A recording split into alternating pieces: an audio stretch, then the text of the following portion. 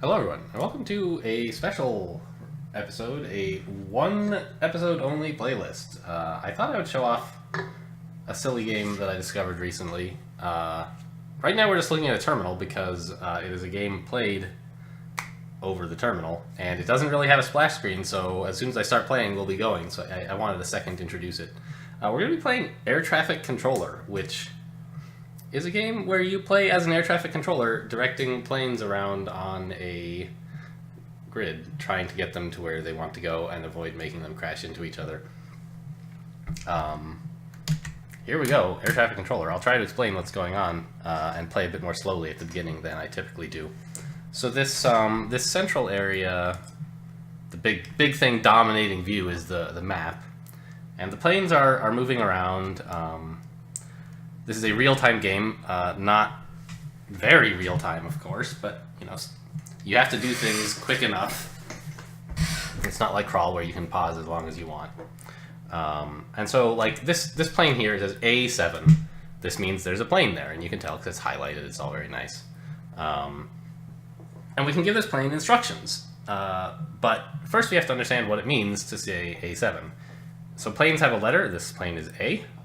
And its current altitude is 7,000 feet. So I can issue orders to it like, plane A, please increase altitude to 9,000 feet. And over the course, it can move up and down by 1,000 feet per turn. And so it'll climb to 9,000 feet and wait there for more instructions. If you look over here, you can see where all the planes want to go. Plane A9 wants to go to Airport 0. That's here. So we have to get it to land there, which means having altitude 0 exactly when it touches this airstrip while pointing north. So I've just directed the plane to turn east, and I'm now telling it to descend. And once it gets close to the airport, I'll point it north again, and I'll explain more about like how I might decide to do such a thing in a minute. Meanwhile, a new plane has appeared, B7. And it is a capital B. There's a difference between lowercase and uppercase letters. The lowercase letters are jet planes, and the uppercase letters are propeller planes. So the jet planes move every turn, the propeller planes move every other turn. These planes look like they're about to crash, but they're not because A is much lower than B. It's going to be fine. I've just told A to turn north, and so it's going to head right up to that airport, and it'll land next turn, and we'll be fine. We'll have gotten A where it wants to go. Meanwhile, where does B want to go? It wants to go to E2. That's exit 2. So notice that this grid has 8 exits. Here's 0, 1. It's a little hard for me to highlight them accurately. 2, 3, and so on. So B7 wants to go here. And so I can say, plane B, please turn to 45 degrees. So the coordinate system for this game, actually 45 degrees is not quite great. Do 90, please. The coordinate system for this game is like, you can refer to planes in absolute coordinates, where 0 is north. You can also refer to them in relative coordinates from the plane's current heading, but I find that very confusing and basically never do it. When a plane is exiting, it has to enter into that tile, the number tile, so here, this one, while it is at 9,000 feet precisely. That's the highest a plane can go, and it has to be that high to exit. Like it has to be at 0 exactly to land. So right now B is sort of headed right for this tile. I've got it headed northeast, and if you trace it out, it goes like this. So I don't really need to pay any more attention to B. I'm going to say, B, please ignore, and that will make it be not highlighted anymore. Sort of an easy way to like keep track of which planes you currently need to be working on. I'm going to send the D plane down southeast, since as you can see it wants to go to Airport 0, the same one we landed that other guy at. And C wants to go to exit 4, which is here. Now I'm going to do something new here that I have not yet done. I'm going to say, well, first of all, D, hang on, we need to deal with D before I can, okay. I'm telling D to head east and to descend. Now,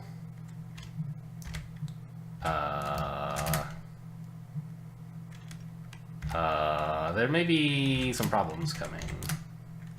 No, it's fine. We got it. They're gonna miss each other. Okay. So C is headed towards exit 4, but it's walking just west right now. And so what I'm going to do is say, when you get to this point, beacon 1, at that time, turn southwest. So I can sort of issue that command ahead of time, and then forget about it. So C, turn southwest at beacon 1. And so now it's got that instruction queued up. And I can say C ignore because now it's going exactly where I want it to go. And so now there's no planes I care about on screen, and you can hit enter to skip a turn. And you can do this when there's nothing interesting happening.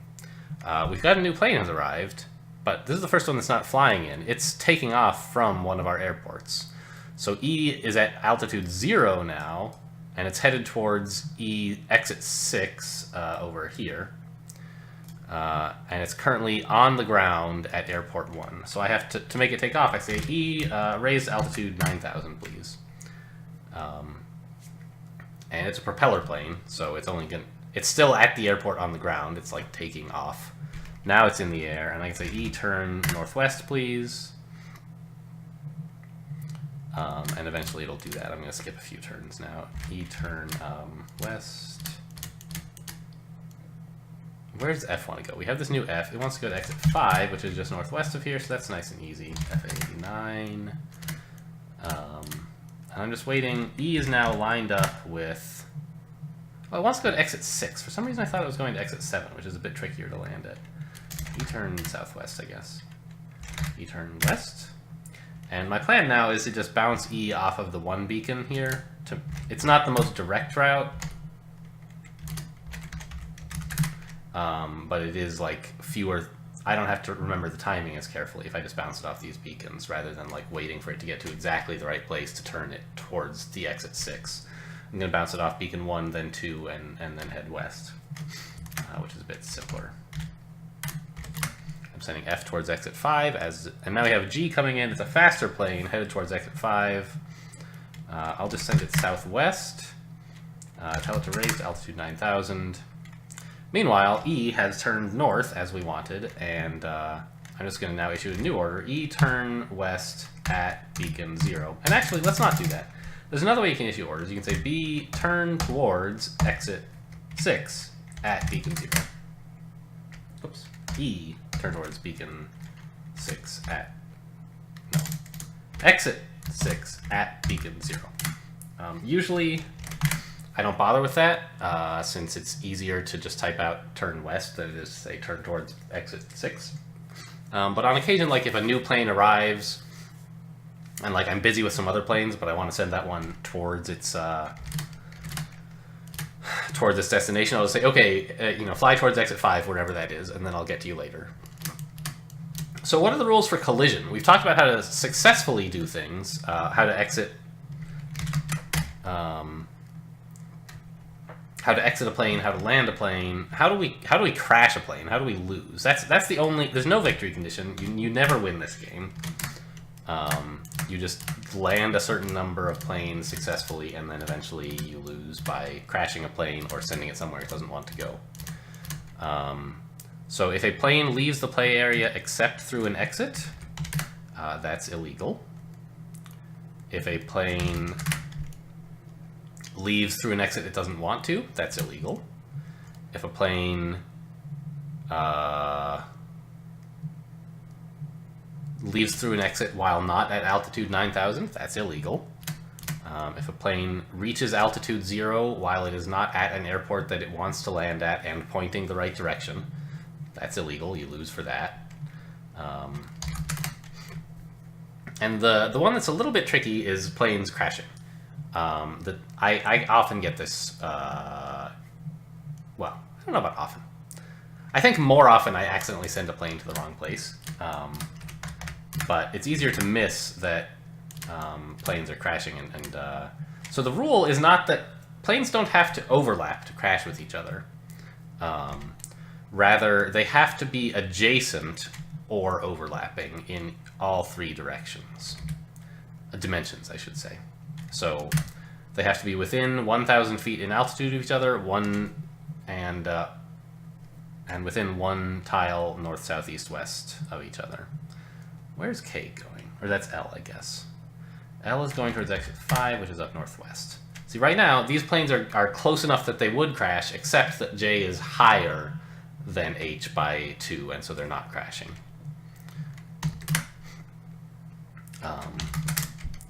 And so it's sort of like a useful thing to do to have like planes at X, like, I like to usually keep planes at 9, unless there's some reason for them not to be there, such as ducking under another plane or what have you.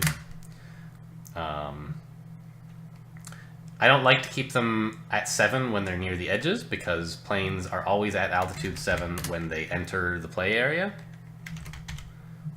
Actually, let's not do that. Let's just keep M moving west. I'm going to send, once M gets to the right alignment, I'll point it towards beacon 0 and then send it west from there. Okay, L is taken care of, going to exit 5.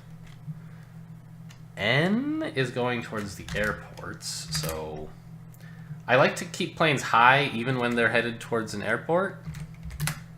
Yeah, K is now lined up to head to its exit, so we sent it there. I like to keep planes high even when they're headed towards an airport, but oh wait, hang on. NA7, please. Duck under I9, will you? There's going to be a collision if we don't do something about that, but we got there just in time. N can just duck under I, no problem. What's going on with O? It wants to go to exit 7, that's fine, I guess. M is headed towards exit 6. It's now lined up to be pointed at beacon 0, so we'll do that. And I'm going to leave it at altitude 7, because I'm not sure what's going on everywhere else at the moment. N can start climbing again. The collision with... The potential collision with I has passed. Where's N going? Towards the airport. Okay. M... I'll just send you to altitude 9 now and ignore you. Just make sure O doesn't crash, which it shouldn't. O is a much faster plane. It'll be long past the beacon by the time M gets there. Okay. Let's see. So O, we need to keep track of, and N, but it's going to be a while before they have to do anything interesting. Yeah, well, now is the time for N to start climbing on its way to airport 0. We'll send O up on its way towards exit 7. Let's just double check. 7, 6, 5, 4, 3, 2, 1. Yes, this is correct. We just have to wait for N to get on these. So these pluses, by the way, are not like meaningful. They're the same as the dots. They're just visual reminders for you to like keep things lined up. And so this is sort of a useful runway for planes to land at airport 0 from. Okay, we're about to get a plane called P, and it's headed towards the airport. Fine, no big deal. Yeah, that's in fact nice and easy.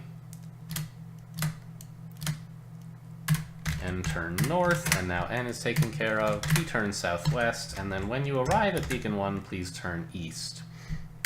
Now, planes can only turn up to 90 degrees per turn. And so it's heading southwest. It can turn 90 degrees towards southeast, but it can't turn all the way towards the east in a single turn.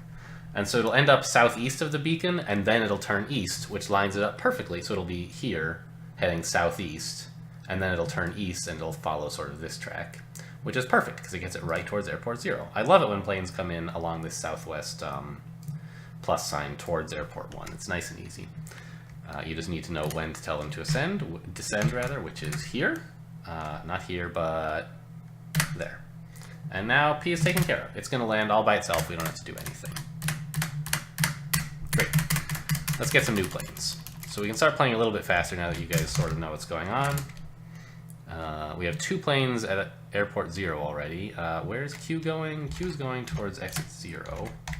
Which is going to be real easy to reach because we can just bounce off of exit. I'm sorry? I turned it the wrong way. We can just bounce it off of this beacon here. There we go. Q turn north at beacon 0. Alright, we got Q taken care of. R, time for you to go now. You're headed towards exit 2. So we'll head east and then northeast.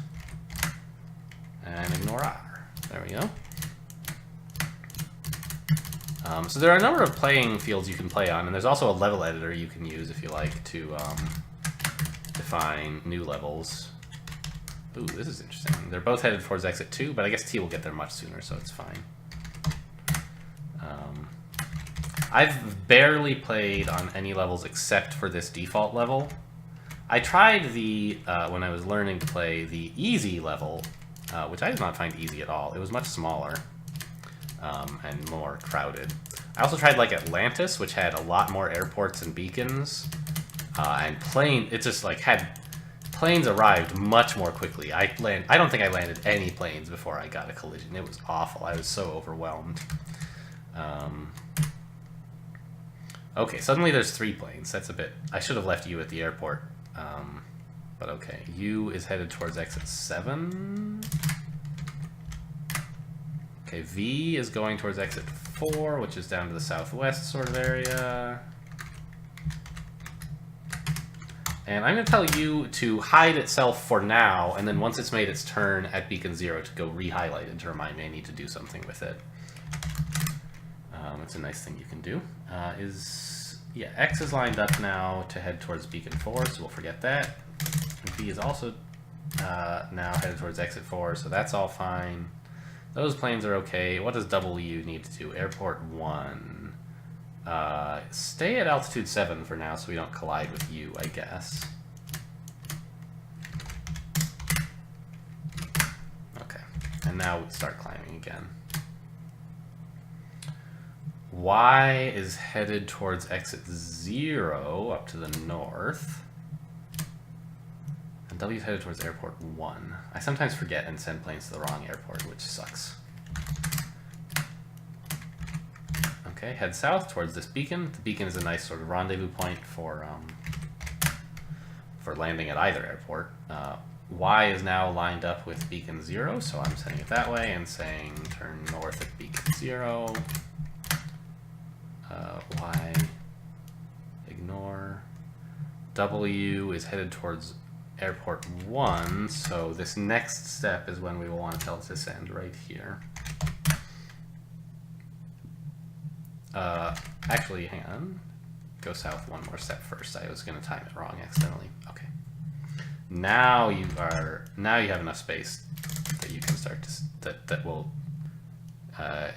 you'll manage to hit the ground as you arrive at the airport. I almost had overshot there. Okay, Z has arrived. Exit 6 looks pretty clear, so let's just head out now.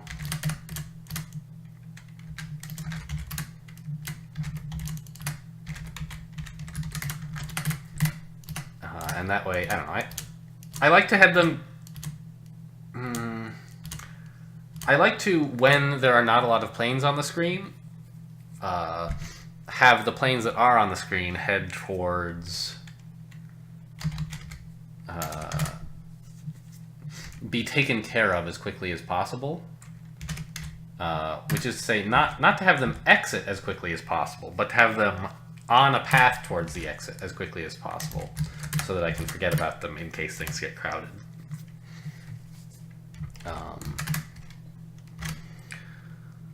Exit 1, I guess we'll just go north for a while. Actually, let's turn... This is an example of what I'm talking about. We could just go north until we reach this diagonal path and then turn northeast. But if we turn northwest, we reach the diagonal path a little bit sooner, and now I can forget about B quickly. If there had been more planes arriving in the middle of that, that would have been useful. As it was, it didn't matter. No, don't land, climb. Good heavens. Okay, DA9, and actually we can just say D turn east. Fuck. Okay, so that's how the game ends. I had D, which was headed towards airport 1, start climbing, because as I said, I like to have planes at altitude 9, and I know that when it gets right here is when I would want to tell it to start descending from 9 to 1, or 9 to 0 to land at airport 1.